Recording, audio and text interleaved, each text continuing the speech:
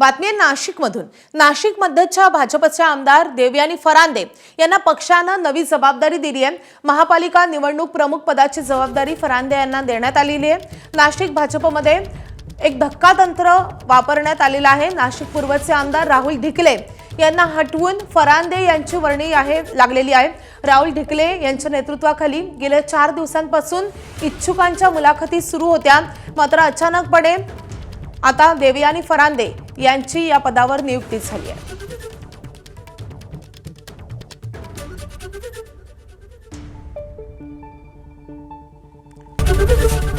ABP माझा, उघडा डोळे बघा नीट।